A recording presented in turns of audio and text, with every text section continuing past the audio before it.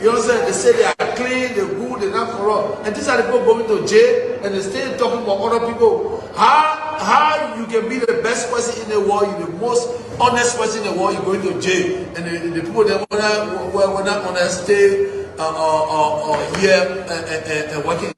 People that are going to jail, they're the one talking that we corrupt.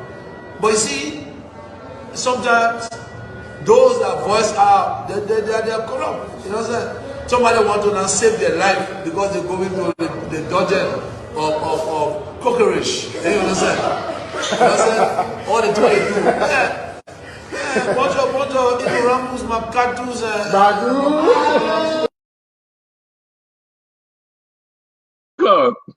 Dwalu. Listen, you know what I'm laughing for? This person is a coward. He is a coward. And I hope somebody can help him understand words that he uses. He doesn't even understand his own words that he uses. And everyone, the other thing that we say in acknowledging him, they say Paku, and he feels so good when they say Paku. Yeah, he feels to so the good. dungeon of cockroach. President Weah have just said Stanton. And everybody know exactly who he's talking about. Because we are the only network that beat on him. I will not relent. I will continue to beat on him. Because when the U.S. government call him kleptocratic, you understand that they are after him. When they say, yes, we'll put your ministers and other folks on sanction, you understand where he's coming from. And he knows exactly where they are after him, President George Weah.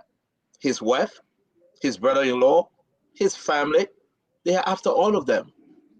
The president is shaking. He's a coward. Stanton, let me just come. You are coming, Prince. Everything I have said about President George Weah, you understand that he's a coward. He refused to go to the southeastern part of the country because he wanted to go through Ivory Coast. Today, everyone on this set, did you see him with Mobile Model? No. He did everything to distance Mobile Model. Every one of his ministers, they are behaving, they are operating by the direction of President George Weah. The passport 200,000, that President George Weah called. We got document that I will be showing to you guys tomorrow. That it was because of Councilor DeWitt Gray, with the direction of President George Weah, through Besonga family, they started selling passport. When Bob Price presented the document to President Weah was shaking and said, we are missing money. They started selling diplomatic passport. President Weah can only keep you around him because he's a crook and he need only crook around him. So the nonsense he's saying, and they are celebrating. I always ask myself, Duadu, why folks can just worry about the re-election of President George Weah? Why Spoon Talk giving them so much headache? Because we uncover the secret. People from his inner circle come out and say, yes, this is exactly what we want. We will give it to you, Stanton. Tell it to the president. And I won't stop. I will not stop. The president will yell me because I refuse his offer. I refuse everything he offered because we want to set the country straight. And Liberia will be set straight after President Weah leave power comes October 10. Prince, might as well, we know it's not your time. Gibson's supposed to speak, but I'll give you 10 seconds real quick, Prince. I'm watching the clock right now. Yeah, good. Well, quickly, I don't know who President Weah is talking about over there, but he said that people that go into jail that didn't want talking about being corrupt. President Weah, the American people say he corrupt, and they say they got proof. And not only that they say they got proof, they have also sanctioned one of your very close allies, your Minister of State for Presidential Affairs, the man who should have been your doorkeeper. They sanctioned him. So I don't know who you're talking about because the American people are not going to jail. The second thing there is that it just goes to say you listen to Spoon TV, and that's good. It shows that you are listening to Spoon TV. It also shows that your people are listening to Spoon TV. It also shows that your people understand this constructive criticism from Spoon TV and all of the panelists that are here. It goes to show that you know fully well, and your people know fully well that you will not be re-elected. Because that momentum you had in 2017 is gone. People who knew you and were close to you, people who supported your effort, there are countless people that I know who supported your effort, who were behind you. They're no longer behind you. That wind that you had it behind your back to put you into the presidency is no longer there. Even for somebody that I respect highly, when he speaks of you, he speaks of you in a weak turn.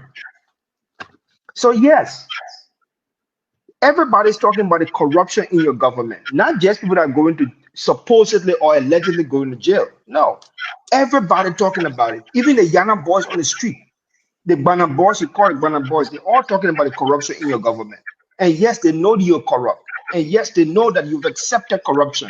And yes, they know that you are paying less attention to the country when it comes to corruption. And that's the reason why they don't want you to be president anymore. Not because they hate you, but because you know fully well that you cannot do the job for Liberian people. I remember when you came to the presidency, Karishna was one of your strongest supporters. She brought women to your group. Today, she opposes you because of the level of corruption you allow. You damage her future. And if it's a woman like her standing up against you, I mean, there are thousands and thousands of women standing against you, and they are all part of the people in Liberia that don't want you in office, and they want change, radical change, and you ignoring it again. Mr. President, you blundered, and you know it. Give it up. The people don't. They have seen through you now. From the security forces in Liberia to the market women in the market. They've all seen it. You have nothing to offer them. Your legislative platform, your legislative agenda is weak. Your political agenda does not exist. Only popularity is in it. You can't count anything for yourself. One of your very best friends, Famata on the show, who you can call personally, said to everybody, the 6,000 to 7,000 people on a daily basis that listen to Spoon TV, she told them, you get nothing to show to the people. The only thing you can talk about is the diaspora law. But that diaspora law, it was forced to happen because the diaspora community contributes more than $300+ million to Liberia from the money they send. So you're forced to do it. Mr. President, what can you point to? Don't sit in a chair slouch and throw shade at other people. Look at your government. Look at the people that you put behind you. Thank you, Most Mike. of the generation. Okay. Thank you, Mike. So we'll come back. Let's wrap this thing up at 7:40. Gibson, can you go and Charisma will end this thing for us? Okay, I will start like this.